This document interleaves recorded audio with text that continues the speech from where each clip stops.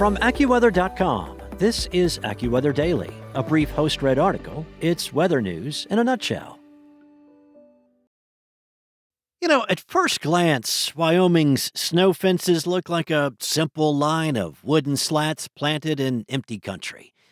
But along some of the windiest highways in the U.S., they've become a quiet money saver that also makes winter driving a good bit safer. Wyoming learned that lesson after Interstate 80 opened in October of 1970. Within months, a 77-mile stretch between Laramie and Walcott Junction was repeatedly buried by snowdrifts as deep as 16 feet in some places, forcing a 10-day closure amid near-zero visibility and wind gusts up to 100 miles per hour.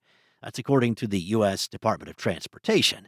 Now, Wyoming's transportation crews had a nearby example of what worked: the older U.S. Route 30 corridor, which benefited from snow fences that helped protect the Union Pacific Railroad and the road beside it. So in 1971, Wyoming DOT began installing snow fences where drifting had been worst.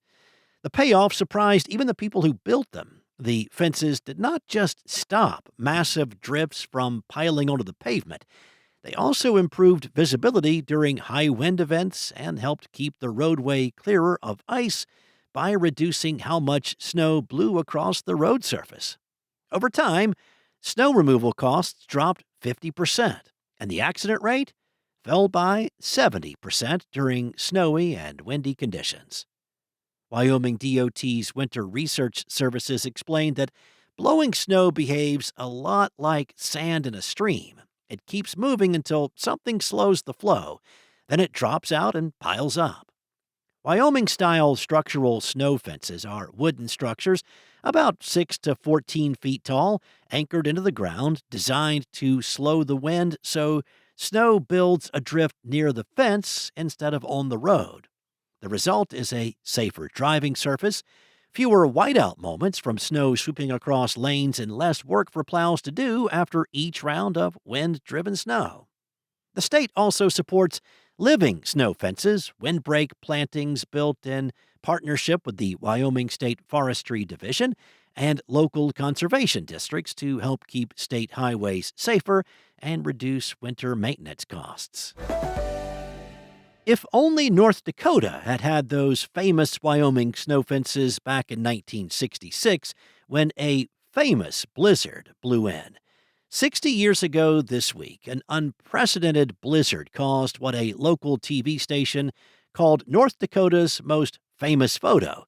The picture showed a North Dakota Department of Transportation employee standing atop a huge snowdrift that appeared nearly as tall as a utility pole. The iconic picture was taken by North Dakota Department of Transportation worker Ernie Phelan and features co-worker Bill Koch. A more widely used cropped black and white scan appears in the NOAA archives. Koch told KFYR back in 2022, "This was at the Windsor exit. This train had been stuck. So we walked over to take a look at it, and that pole was just there. So I told Bill, go stand by the pole. I'll take a picture of you." That's how it came about. This photo predates artificial intelligence or any photoshopping apps, so there's no worry that it is not real.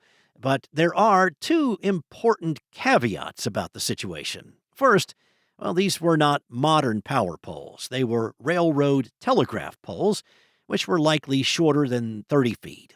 However, more than 3 feet of snow and 70-mile-per-hour winds during the storm were said to have created drifts of 30 to 40 feet. And there are other photos of trains, homes, and bulldozers buried. Second, how would anyone be able to stand on a snowdrift at all? Wouldn't they just fall through? Well, typically that feat could be only accomplished with snowshoes, but KFYR explains that strong winds made the wet snow freeze over, allowing people like Koch to walk up to telegraph poles and cattle to walk out of fenced pastures. So I guess those Wyoming snow fences would not have done much good in North Dakota during the blizzard of 1966, I guess. That's all for now. You can find more regional forecasts and science-based articles at AccuWeather.com. And for your local forecast at your fingertips, download the AccuWeather app. Enjoy the rest of your day. Be safe. I'll be back tomorrow with more from AccuWeather.